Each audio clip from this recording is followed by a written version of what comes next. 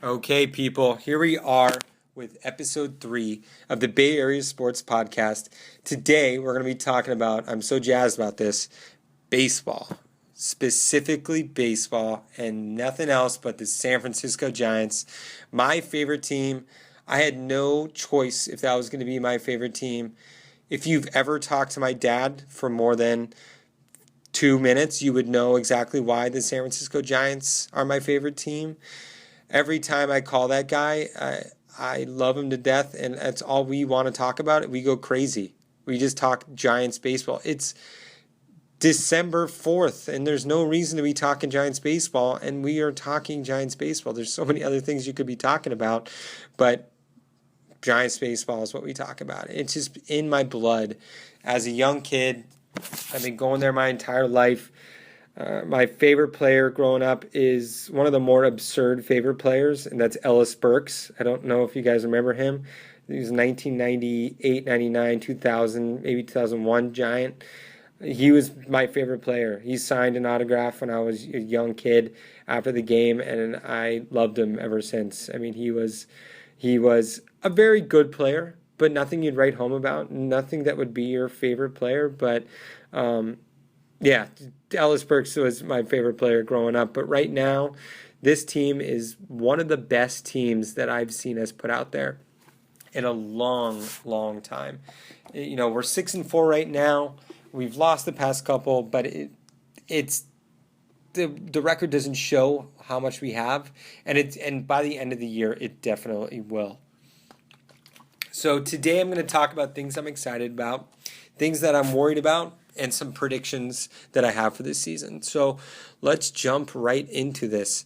Things that I'm excited about, besides the fact that baseball is actually being played as we speak, it's going to be the front end of the rotation.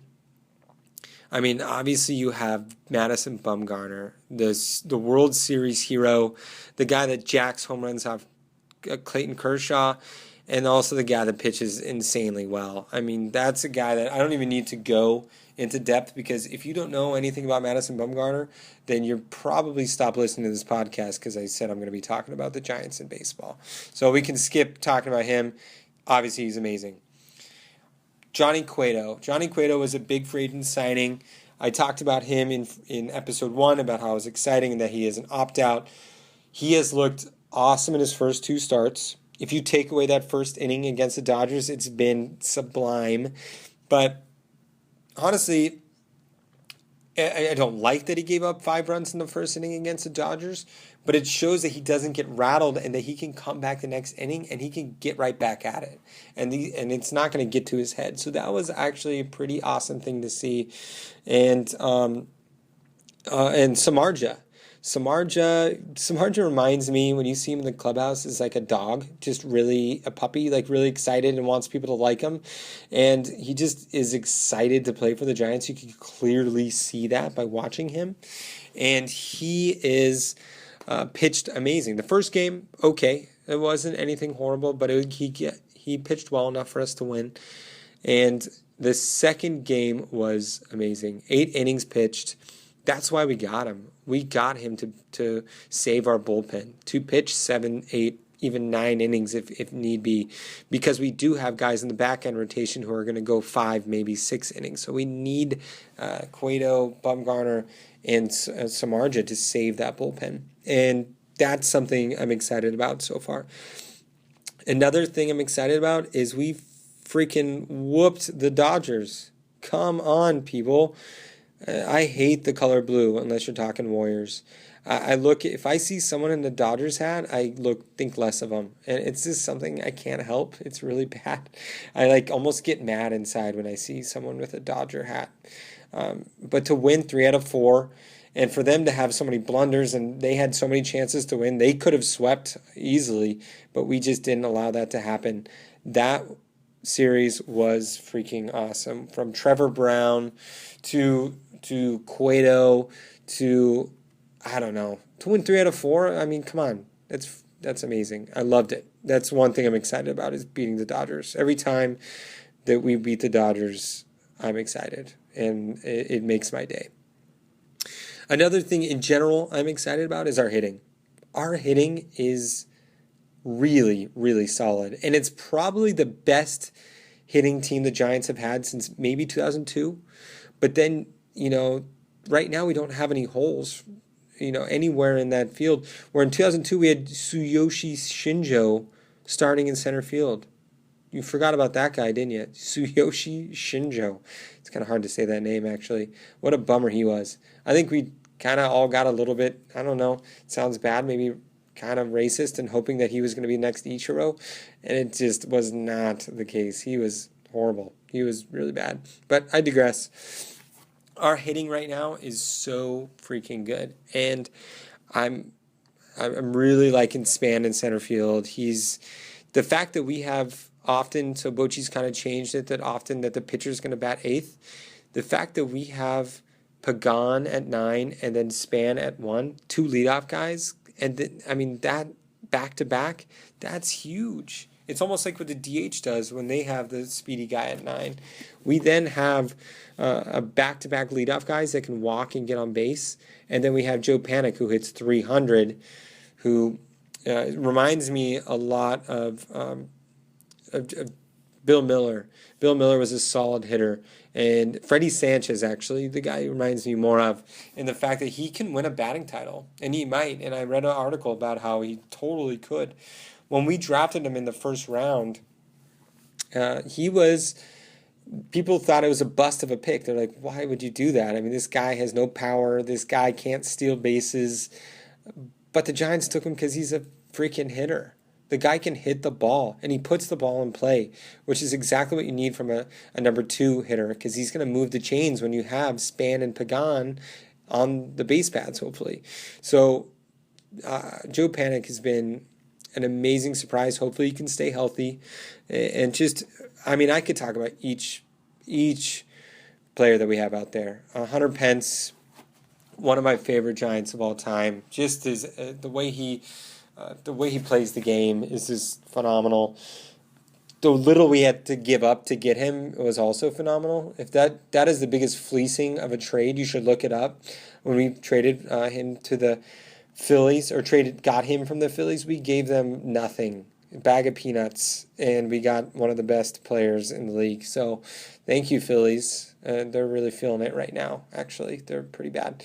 Sorry, Randon. And we got Span in center, obviously, Pagan, Duffy at third. Duffy, when he was in college his senior year, did not hit a single home run. That just shows you, when we drafted him, we knew that the power would come later. We just saw a guy with a good swing, and oftentimes with players, power comes later. So we're already seeing that right now. He already has 2 or 3 home runs already, but you could just see that he'll be a guy that's going to hit maybe 18 home runs for us, and that'll be huge as long as he can keep that average up. So, I could go talk about Posey, but like the Bumgarner thing, I don't need to talk about a guy that's got a Silver Slugger, who's MVP, batting champion. I don't need to talk about him. It's Buster Posey. And Crawford has really turned the corner in my book. When he was up a couple years ago, I thought he was going to be that prototypical great fielding, can't hit a lick shortstop that every team has, but he's not. He's one of the best hitters in the NL with the shortstop. So it's nice to see his progression, because out of college he had potential to be a great hitter, always was a great defender, out of UCLA, out of the 4th round. But now you're actually seeing it and reaping the benefits, and it is great to see. And then Brandon Belt, a guy that we drafted out of the University of Texas in the 5th round. He was something like Duffy as well, in that he could field, he can hit, but he didn't have much power. And as a first baseman, that strayed off a lot of teams. It strayed off every team for 4 rounds. But we thought power would come, and it still hasn't come to its fullest extent, as much as I think it can. But I'll talk to you later about what I think he's going to have this year. So our hitting is amazing, and Pagan, I don't need to talk about Pagan. He's just a solid hitter. He's just a leadoff guy that's hitting 9th. You're pretty lucky to have that. So as long as health is bearing, we should be one of the best hitting teams, and we might even lead the league in hitting this year. So just keep that in mind. Things that I'm worried about. So we talk about things I'm excited for, things I'm worried about already. It's a real young season, so nothing too worrisome. But the back end of the rotation, Jake Peavy and Matt Cain, I mean, like I said earlier, they're guys that you want to go 5 or 6 innings. It's going to be like Kirk Reeder back in the day where you just wanted him to go 5. And then once he's at 5, get him out, and it's going to be bullpen time. So as long as they can survive 5 innings, then we'll be good, but they haven't been. PV, I think, gave up 6 or 7 or 8 extra base hits yesterday. That is not good at all. That is pretty horrendous, actually. Hoping that maybe there's, I don't know. I'm just hoping there's a mechanical flaw, because he had a 3.85 ERA last year. He was really good for us. So you're hoping that he kind of comes back. Matt Cain, we all love Matt Cain. You just kind of hope that he can regain some of what he had back in the 2010 times when he was our number 2 and could have been an ace on most teams. So that's something I'm worried about. Back into the rotation. Luckily, we have some depth in Chris Heston. We have some young guys, a couple first-round picks in Tyler Beatty and Chris Stratton that will be ready maybe in a year or two. So they aren't quite ready, and they're still question marks to be top-end guys, but hopefully they can take over PV's spot in the next couple of years, and as well as Matt Cain. So things I'm worried about is back at the end of the rotation, but it's only been 2 starts for each of them, so I don't need to freak out too much. Another thing I'm worried about is the bench depth and the lack of power that we have on the bench. I'm not sold on Adrianza, but he was a top prospect for us at one point in his minor league career, so maybe he will be good. I don't know. I just don't see it right now. Then Tomlinson, I hate to be negative Nancy, but you hope it's not a flash in the pan, because he was never supposed to be that great of a prospect. He just kind of immediately came up, and he got that first hit on his first at bat, and he kind of never looked back from there. So you're hoping he can regain that steam. And something interesting that we've done is 2 interesting things. One is that we put Susac in AAA. So far, I mean, that's worked out for us because Trevor Brown has hit 3 homers. But Susac, the reason for that is they wanted him to get regular at-bats. And that's the same reason why they put Jarrett Parker, an outfield prospect, and Mac Williams, another outfield prospect. They're both in Sacramento AAA as well, so they can get regular at-bats, so they can see what they really have. And the interesting thing is to maybe check box scores and stats down in AAA, because whoever plays better, Jared Parker or Mac Williamson, they're going to be the one that's called up probably halfway through the season. So they're literally fighting for a job in the majors, which is kind of interesting, and hopefully it'll make them both better. So, and so the bench depth and power, luckily we have some guys in the minors that we can bring up to help with that. So I'm not too worried about that. Really, I'm not worried about anything. This is an awesome start to this season. But here are some predictions before I go. Some predictions that I have is that Duffy will have some type of a sophomore slump. I think he's a 300 hitter, and he will hit 300 in his career, but I think this year you're looking more 260, 265. I think that there's a book on him now, and it's going to be a little bit harder for him to hit pitchers, because they're going to have a book and they're going to know what he can and can't hit. But the thing is, he will then get a book on them, and it'll all even out next year. But I think he's going to go through that sophomore slump. I think another thing is that 2 more predictions here, and I'm going to give actual predictions. So at the end of the year, I'm going to be like, boom, I told you so. And then if it doesn't get it right, you guys will probably forget, so it's all good. So I think there will be a closer change. I like Casilla. I do. I really do. I think he's an 8th inning guy, though. He doesn't quite have the dynamic of a closer, and I think that's going to catch up to him. And I think Bochy's always liked Hunter Strickland, even at times when he shouldn't have in the playoffs in 2014. But I think now Hunter Strickland is ready, and I think he'll take that challenge head on of being closer. So don't be surprised if Hunter Strickland is our closer by the end of the year. Yeah, you can put that on record. I said that. And then lastly, I think this is where Brandon Belt breaks out.